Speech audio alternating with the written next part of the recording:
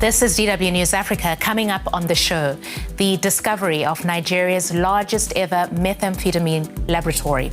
What does it tell us about Africa's role in the global drug trade? The lab was found hidden deep inside a forest with production valued at hundreds of millions of dollars.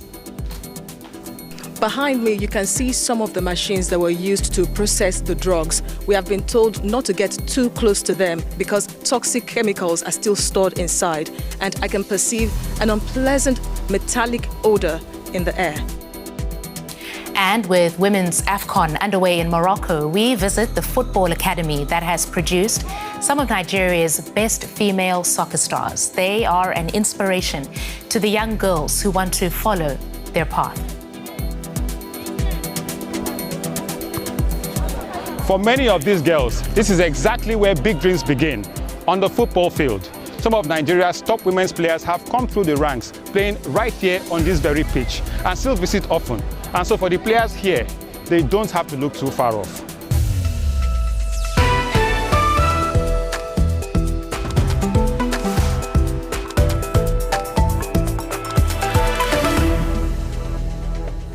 Hello, I'm Mhundwa. Welcome to the show.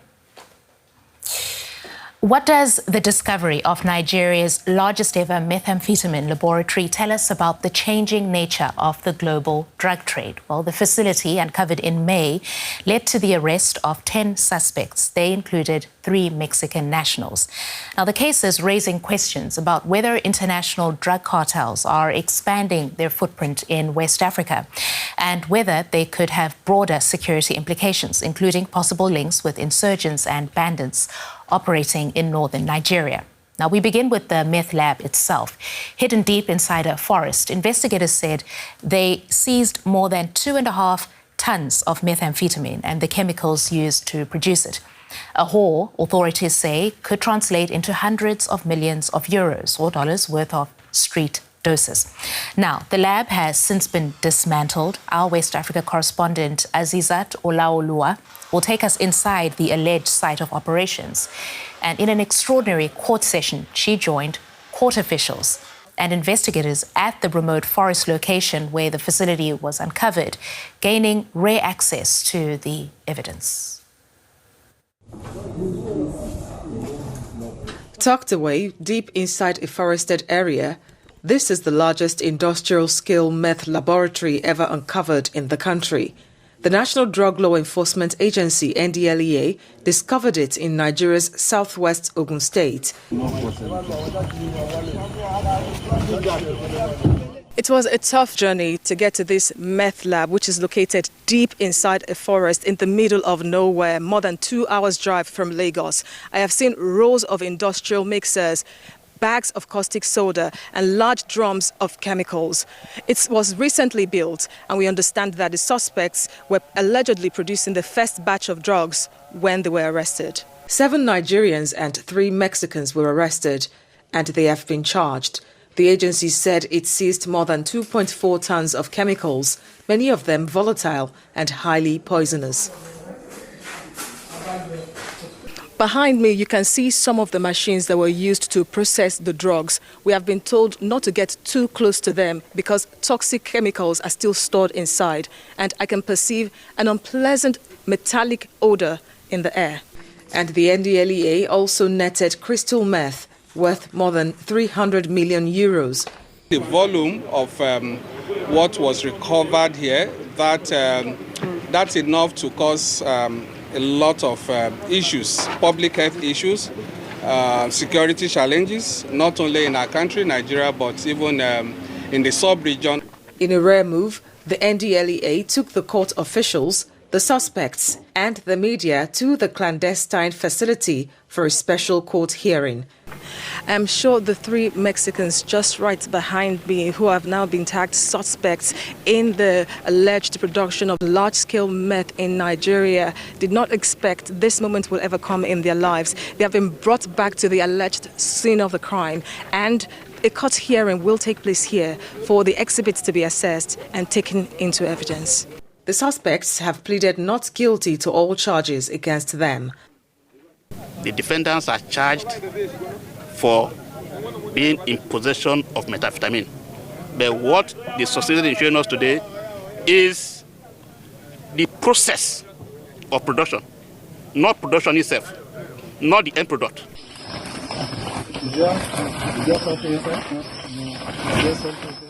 A second meth lab was busted barely 4 weeks after this facility was shut down in May, with one Mexican among the suspects arrested. But this is just one recent discovery.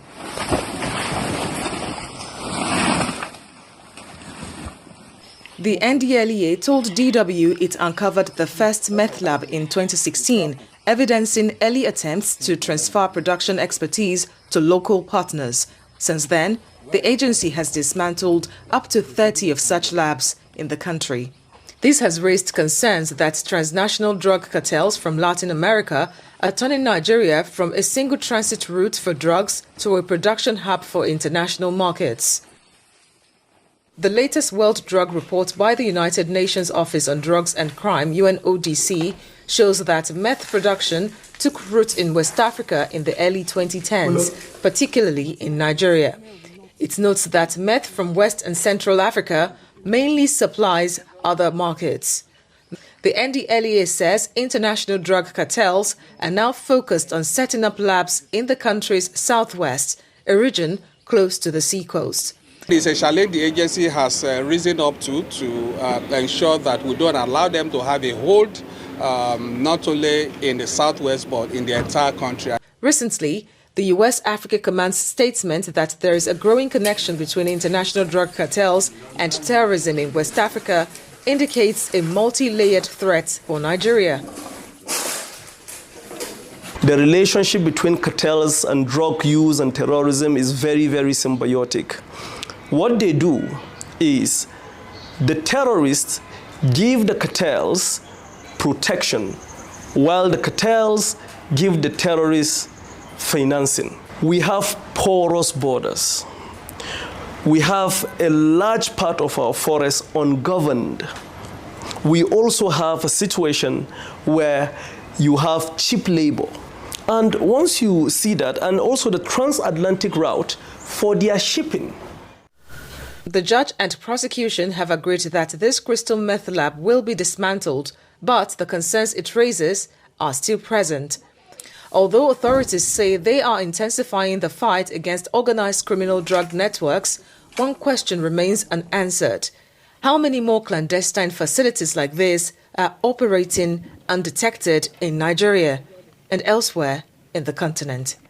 Olumayowa Olani is a researcher in Abuja who has written about the illicit drug trade in Nigeria. I asked him why he describes the country as a haven for drug cartels from Latin America. Before we started with the drug cartels, we've always spoken in Nigeria, we've always discussed on the ungoverned spaces. We have a lot of places, we have a lot of forest area in the country that is ungoverned. And this provides the fertile ground, the opportunity for drug cartels or for any other crime to happen there. Let me tell you that before we started seeing cartels in these deep forests, we know that these are deep forest houses, terrorist organization, if it's ISWAP, if it's Boko Haram, if it's JNIM, any of them, you will find them in these places because that place is so large and it gives them opportunity to do their business with nobody knowing. And that's why we call it ungoverned spaces, because there's no form of governance there. So it provides them the opportunity to do their business. And I can tell you for quick example, like the one in Ogun State, the meth lab that was busted in Ogun State, it was very deep in the forest, where it's outside of the purview of governance. I want to believe that before you will see the closest police station to that particular place, which is the form of governance we're talking about, it can take you more than 4 kilometers. It can take you more than 5 to 10 kilometers. So this gives these guys opportunity to do their business with little or no check, with nobody checking them, with nobody even knowing that they are there. So Nigeria provides such. And again, if I follow the theory I mentioned earlier about crime displacement, you will see that because they also know that we have weak laws. There are gaps in our laws. There are gaps. And for a country who is welcoming to investment, we welcome everybody. We welcome anybody without necessarily carrying out the due diligence on them to know what their intention is for coming into the country. So this has given opportunity to these guys to do the kind of business that they're doing. You talked about the armed insurgencies that Nigeria is also battling with, and you talked about the fact that they typically need the same conditions, right? Ungoverned spaces where they can operate off the radar, so to say. But has any other link emerged between these groups and the drug networks? Well, what we have seen so far, especially if you look at the level of arrest or the number of arrests that has been made in the northeastern part of the country, in the northeastern part of Nigeria, where you have the insurgency, you see that there's a high usage of drugs, of synthetic drugs along that corridor. And again, this shows the nexus, the connection. But coming to where you have this meth lab, suddenly, recently, there was an abduction in Oyo State, the southwestern part of the country. There was an abduction of school students there. And one of the things that I was arguing in that article is to say that if you have an armed group having a connection with a drug fund, it is a higher risk for the country.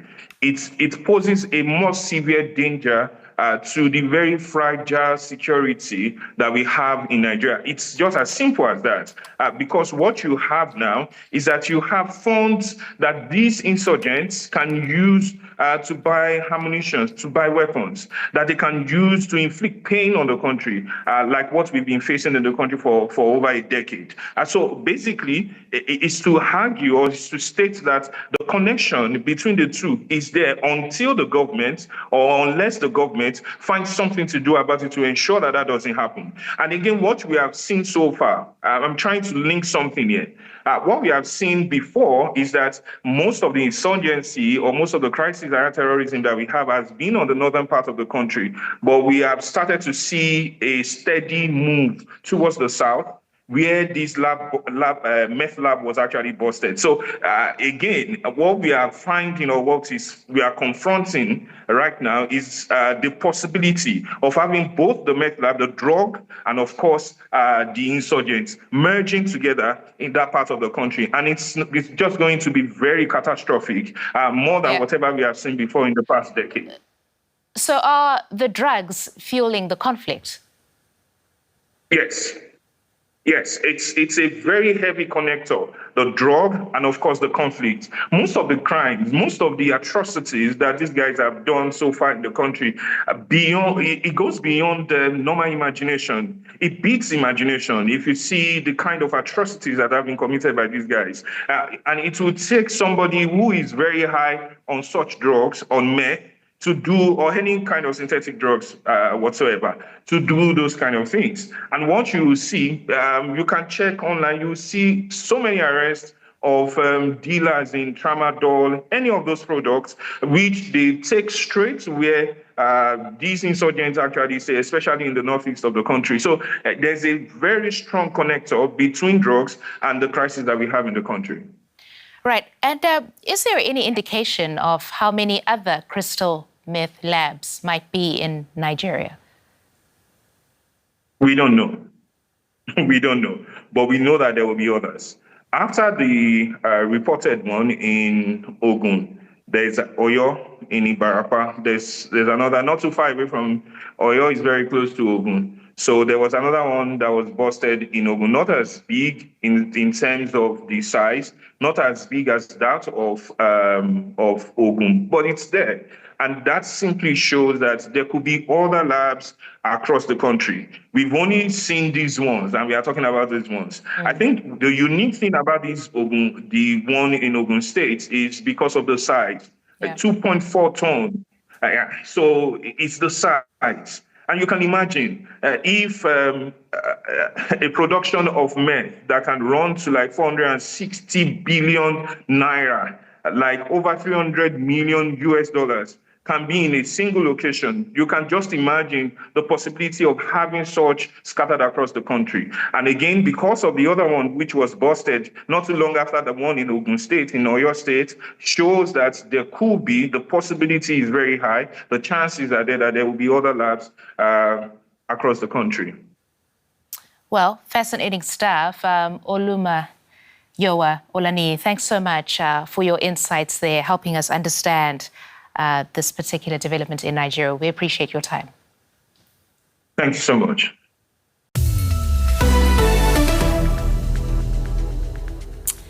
Now, football excitement in Africa continues with the Women's AFCON tournament underway in Morocco.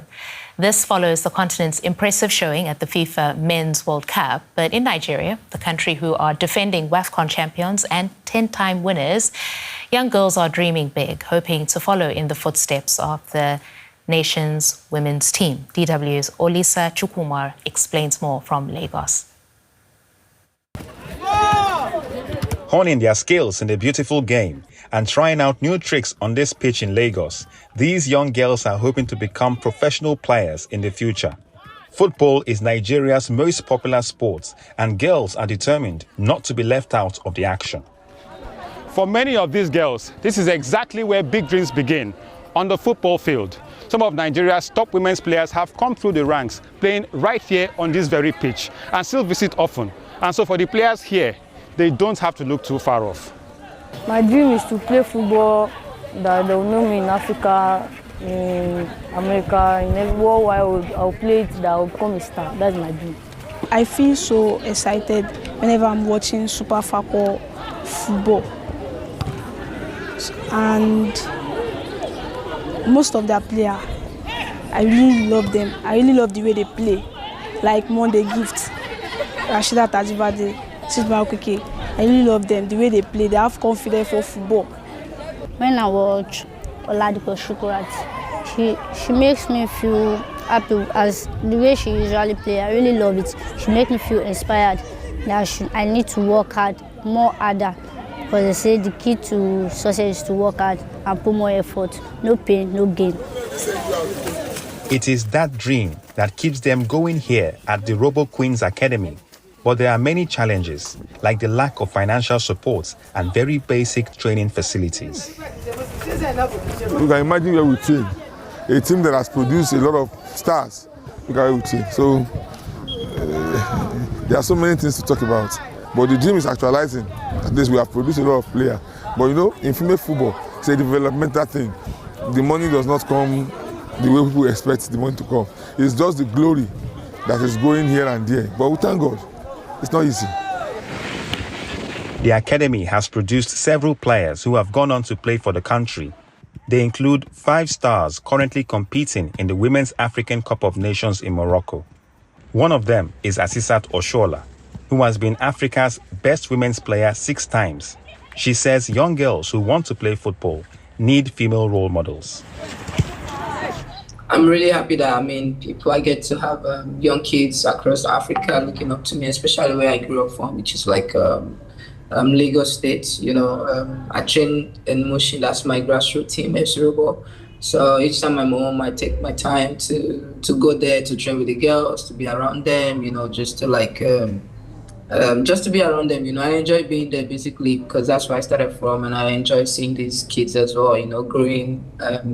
And also, it's also good to be around these girls as well sometimes, so they know that there's really nothing out there if they really put their mind into it. There's nothing out there to stop them. Back at the academy, that connection makes them proud to be associated with the Super Falcons' dominance of women's football on the continent. It's a joyful thing that you train players, she succeeds in her engagement and she come back home. It's a joyful thing and it's an inspirational thing to motivate these upcoming ones. I like to play in Super Falcons, and I will train more harder so that I can get to that Super Falcons stage and play. Nigeria is aiming to win more trophies in the women's game, and that journey begins on pitches like this.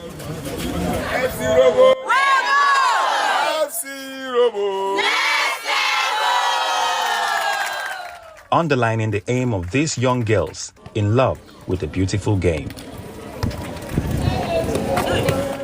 And we have invited Biola Solis Chukwu back onto the program. She is a sportscaster and content creator in Lagos. It's good to have you back on the show, Biola. So the Super Falcons are Africa's most successful international women's football team. So it's no surprise to see young girls in Nigeria aspiring to be soccer players. But why is it still a struggle to secure funding to develop women's football, even when the women's football national team has been so successful? There's a real tangible example in Nigeria. To be honest, I think there is a big funding problem in Nigerian football as a whole, and not just the women's game. And sadly, with the little funding that does come, most of it is channeled into the men's football, because like it is almost everywhere in the world, men's football gets more eyes, more attention, maybe because it's been here longer than women's football. So yeah, that has been a major issue here in Nigeria. I think another major problem really is that the federations rely heavily on government funding. And to be honest, that is not enough. And the women's game obviously suffers for it. So that is one of the major issues we have here in Nigeria. Yeah, and as you point out, it's not just unique to Nigeria, the priority of men's football versus women's football. I know I just said that the Super Falcons are Africa's most successful international women's football team, but can you just tell us why that is? Because I read a little bit into this and it is impressive. Well, I think there is, to an extent, an early mover issue, an early mover advantage that Nigeria has. I think Nigeria started playing women's football earlier than many other African teams, and that played, a major part as well. I think participating internationally has also helped the growth of Nigerians women's football, playing at the World Cups. By that reason, many players moving to play in Europe, the NWSL, some of the biggest leagues in the world. So they get better training there, they get better exposure there. And of course, they bring that into the national team and translate that to the general growth of the Super Falcons, the women's national teams as a whole. So that has been major, really, when it comes to the growth of women's football here. And that is why the Super Falcons are as successful as they are here in Nigeria. That hasn't quite translated to the world stage yet, but one step at a time, right? Yeah, absolutely. But we have to point out that WAFCON has started with a bit of an upset for the Super Falcons, losing to Malawi 3-2. I know you have a lot to say about that. Anybody following you on social media heard your take, but just give me your sense of what you think about that game and what the result was. Amazing. Of course, it's been shocking to Nigerians, to everyone in Africa, everyone in the world, considering Nigeria 10-time champions, defending champions, and Malawi playing in this competition for the first time. So as Nigerian, I will say, yes, it has been painful and Nigerians are grieving, but also as a women's football enthusiast, I'll say it shows the growth that women's football has been experiencing in Africa in the last few years. Malawi, I think many of us knew that they deserved to be playing in the Women's Africa Cup of Nations, considering the names that they had, the Chawinga sisters that were very instrumental to that win against Nigeria last night. So yes, I think it shows the growth women's football is experiencing in Africa. And it shows there are really no minnows anymore. You really cannot underestimate any team anymore, whether they have played in the WAFCON or not, whether they are facing some of the biggest teams or not. We also saw South Africa, one of the biggest teams in Africa, lose to Tanzania.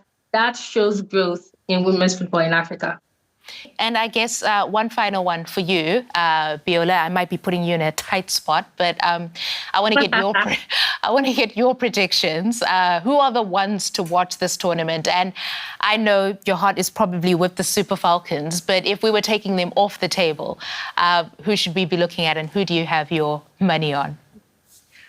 Of course, taking Nigeria off the table, you cannot look past Morocco. They have invested so much in women's football in the last few years, and it is showing. They reached the final in back-to-back WAFCONs in 2022 and in 2024 edition, which was played last year. So they're hosting again, by the way. Playing at home is also a big advantage. Knowing there's World Cup qualification at stake as well is really big on their mind, and knowing that the next step for them really is to win that first continental title. They're really just very close. They beat Nigeria. I mean, Nigeria beat them from 2 goals down last time, so they were really close. So of course, Morocco, I will never look past South Africa as well. The 2022 champions are one of the most experienced sides in African women's football. I will not look past Zambia as well, because they have grown also in the last few years, came 3rd place in 2022. So yeah, I would say Morocco, South Africa, and of course Zambia are those to look out for. All right. Well, perhaps you can come back and we can discuss how it really went down in the end, at the end of the tournament. But thank you for the moment, Biola Solus Chukwu. We appreciate that. Thank you for having me. Yeah, we should absolutely have her back on to see how that tournament played out in the end. Well, that is it for now. Be sure to check out our other stories on dw.com/Africa. We are also on social media. I'll see you next time. Bye-bye.